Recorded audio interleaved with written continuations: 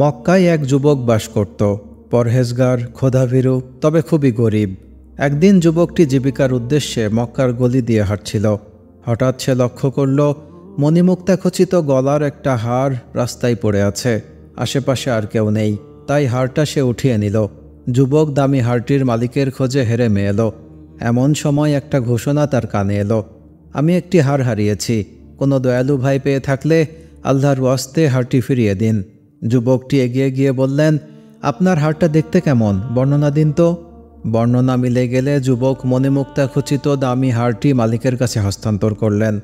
আশ্চর্যের বিষয় হলো, লোকটা হারখানা ফিরে পেয়ে একটা টু শব্দও করল না, সোজা গটগট করে হেঁটে চলে গেল। যুবককে সামান্য ধন্যবাদটুকুও দিল না। যুবক আল্লাহর কাছে দোয়া করল, ইয়া আল্লাহ, আমি যদি এই সামান্য কাজটুকু আপনাকে সন্তুষ্ট করার জন্যই করে থাকি, আপনি আমার জন্য এর চেয়েও ভালো প্রতিদান জমা করে রাখুন, আমিন। কিছুদিন পর যুবক রুটি রোজগারের উদ্দেশ্যে জাহাজে চড়ে বসল।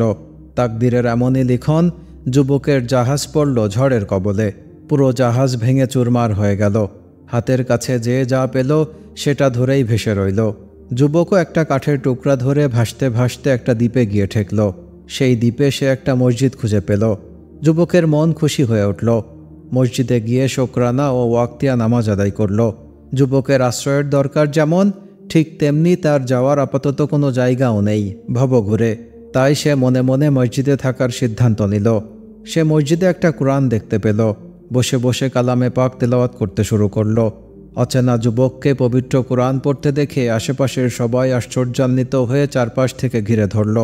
অবাক হয়ে প্রশ্ন করল, আপনি কোরআন পড়তে পারেন? যুবক উত্তর দিল, জি পারি। তারা বলল, আমাদের কাছে এই কুরআনুল কারীম অনেক দিন ধরে পড়ে আছে, আমরা কোরআন পড়তে পারি না। আমরা এটাকে পরম যত্নে রেখে দিয়েছি।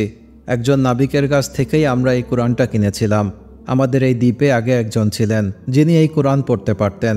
তিনিই আমাদের সবাইকে কোরআন শিক্ষা দিতেন। একবার তিনি হজে গেলেন, আর ফিরে আসেননি।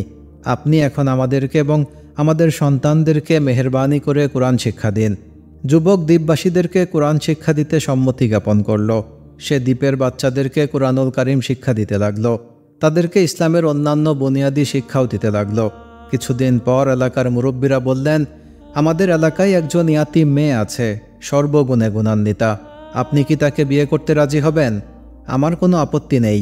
যুবক লাজুক মুখে সম্মতি জানালো। মেয়ের সম্মতি এবং দ্বীপবাসীর সহযোগিতায় বিয়ে হয়ে গেল। বাসর রাতে স্ত্রীর সাথে যুবকের সাক্ষাৎ হলো।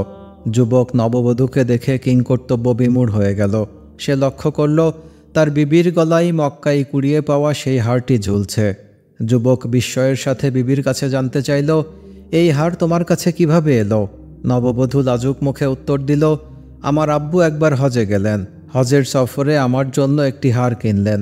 দুর্ভাগ্যক্রমে সেই হারটা হারিয়ে গেল, কিন্তু এক মহৎ ব্যক্তির বদান্যতায় হারটা ফিরেও পেলেন।